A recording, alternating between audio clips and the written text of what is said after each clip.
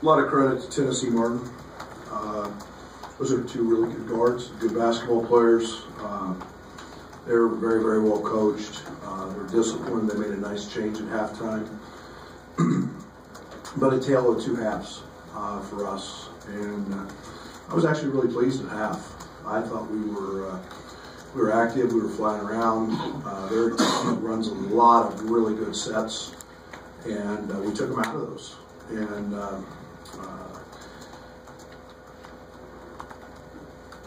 we didn't make shots until right at the end of the half, and then we built that lead, and I felt pretty good about what we were doing. We established LeBron early. We got the ball to Mark Smith in the high post, all things we talked about doing.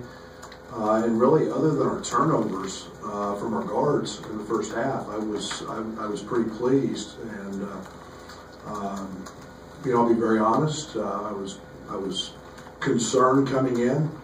We have a lot of freshmen who have got to understand how to prepare for a game, and we're young, and they've never dealt with scouting reports before, and we felt pretty strongly that they would make some lineup changes after the game with Marshall.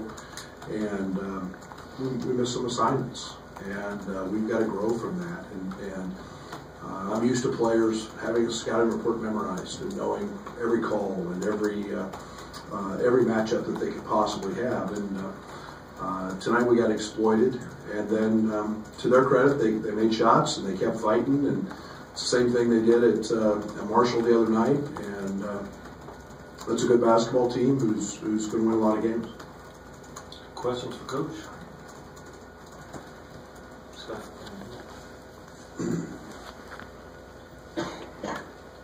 You said Friday night that maybe that game came easily, and you were interested to see what would happen, maybe what it didn't. I guess what at the end of this one, what did you kind of take away about your team? Well, I think there's one, we hadn't played or spent a ton of time against the zone. And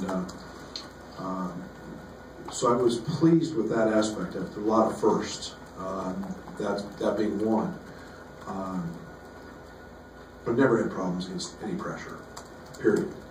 And yet, I always look at presses as five guys trying to guard 94 feet, and we just attack and attack and attack, and we've always gotten teams completely out of pressure. Our passiveness bothered me late. Again, that's adversity. That's something we got to grow from. And then late, I don't care if I have 5 point guards on the court. When you have to have a rebound, and it's a fight in the paint, you got to come off the rebound, and they got every one. And we got to go to the parking lot and figure out how to fight. We got to learn to be combative in those moments, and that ball has to be ours. And we did that in the first half, and again, it got easy. So then the second half, we saw a little resistance, and that was a little bothersome. But we'll get that corrected. Rob? You gave Kipper a chance to redeem himself after not having the greatest first half. Can you talk about what he was doing wrong and how you felt whether he got it fixed or not? Well, I think so much of the game is preparation and how you prepare to win. I try to be very, very observant. I'm the biggest Kipper fan there is. I believe in that young man. He can be a really, really good basketball player. There's nothing that he can't do on the court. And yet there's preparation that has to be a mental focus, and it's an energy. It was easy Friday. First game of the year, big crowd. We had an unbelievable crowd again tonight. But now you got a quick turnaround. And then we had to be prepared yesterday. He wasn't at his best yesterday. He was not. He was not at his best today. We called a huddle together today, and he walked. On Friday, when we had shoot-around, he ran to the little things. And that's, again, preparing to win a game. And the game is as much mental as anything. Kipper's our best free throw shooter. I want the ball in Kipper Nichols' hands at the end of the game. He's, over the course of the spring, summer, and fall, he's over 90% from the free throw line. The mental approach is a big part. He missed a few tonight. That's not him. But the one thing I can promise you, he's got a lot of pride. He's going to bounce back, and he's going to fight. And I tried to stick with him in their lane. He made a big defensive play. He actually got on the floor, which was an encouraging sign. And yet we can't have defensive lapses. We jumped into a zone one trip, and he made a mistake. He left the best shooter on their team, and just left him, guarded him, and then just turned and ran away from him. So those are mental things we got to get better at. 18 turnovers on the night. Do you credit that to the pressure that Tennessee Martin was applying, or mental errors? And I don't mean to take anything away from them. Tijon had 4 of them that were offensive. I can live with some of those. His last one was silly, just dribbling the ball to the corner against the press. And again, some of that's you. I mean, Trent Frazier 1-on-4 in the first half, crossing half court. It's where you just got to pick it up, where you got to dribble it out to the side, get out of the middle of the court. Marks, I thought, were aggressive in the first half, but you can't make those. Mark got a little deep. I think he had the ball knocked out of his hands a couple times in the paint. I can live with those because they're aggressive, but again, that's a mental thing that I think we'll grow from as time moves forward here. Carol?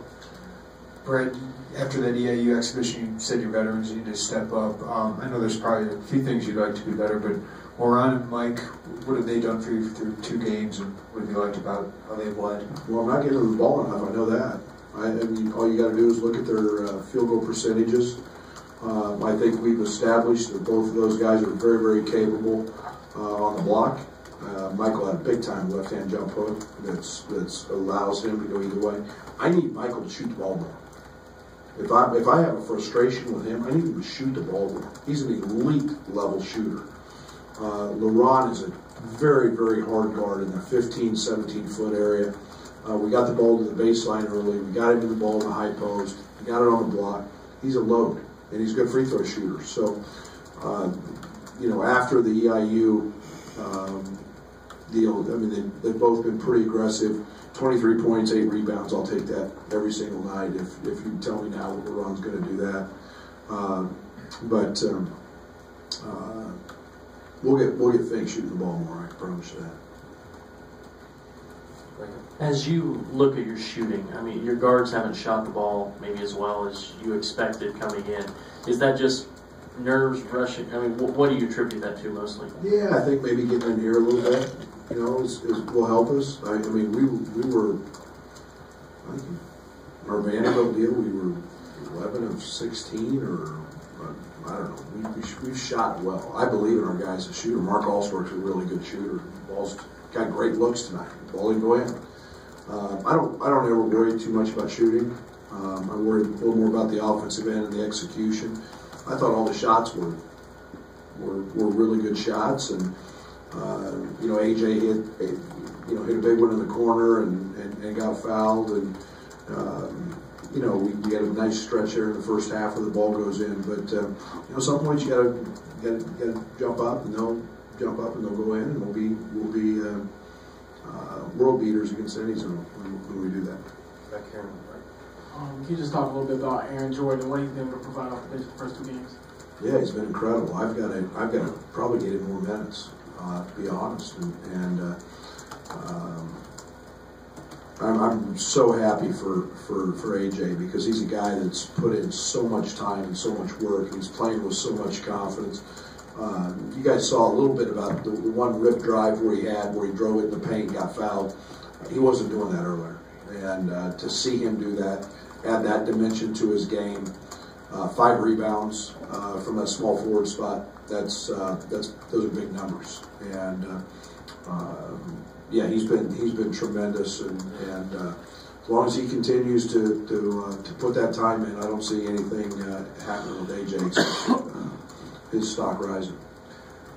Brett, to follow up to that, when you see a player like that, I mean, I haven't seen him do that. It seems like a confident player. I mean, how have you seen that grown, and where was he at when you first got here?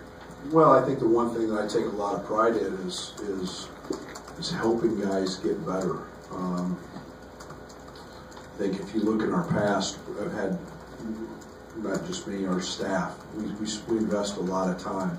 Change is good for some people. Change has been good for AJ. his mental approach has been great. Maybe it's a new lease on life.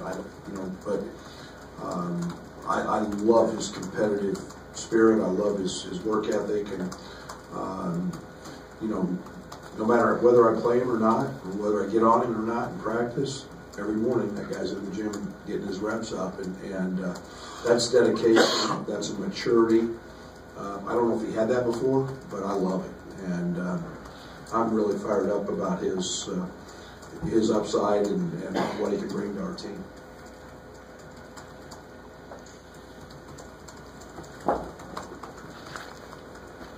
Brad, in the first half, after T-John was called for a charge, you said to Rob Kuehneman, you're going to need that call in the Big Ten. Were you kidding, or do you actually expect calls to be, or Big Ten play to be a little bit more physical? Well, I think they call everything. Really. I don't comment on too much officiating, but I bark at them a little bit and see if they'll at least respond to me and talk to me. I probably do it more to find out how guys communicate with me than have any true meaning behind what I say. But those guys are big time officials, and it's I think it's a more of a learning curve for me to find out how guys talk and communicate. Do more teams go zone against you because the spread's hard to guard, man? It's been that case. That's what they do. They've been a team that is throughout. Their coach was an assistant there, but here in their last few years, they've primarily been a zone team and kind of junk it up and play a little different looks and for whatever reason, maybe I need to figure it out. Teams that play zone early, everybody seems to work on their man-to-man stuff all the time, and yet when you face a zone, you can struggle early, but yet as the season goes on, I think it gets harder and harder to play zone and be as effective as everybody gets comfortable. We've got a very limited playbook in versus zone, so we've got to continue to spend a little time there. Before the season started, you mentioned rebounding being one of your biggest positives. Do you still feel that way after 2 games? I felt great after the Friday day game. Today's energy. That 10 offensive rebounds on, 35 missed shots. It's pretty unacceptable in my book. Coach, you had a comment in the second half about Hickey's man bun. So, how much do you guys think? I guess you enjoy not only calling him out for the game purposes, but using kind of that atmosphere in the crowds to get him again.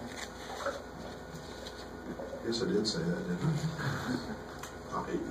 It was more to get his mind off of getting hit than anything else.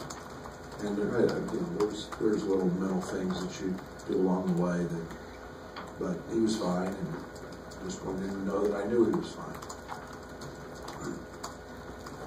Thank you. Thanks.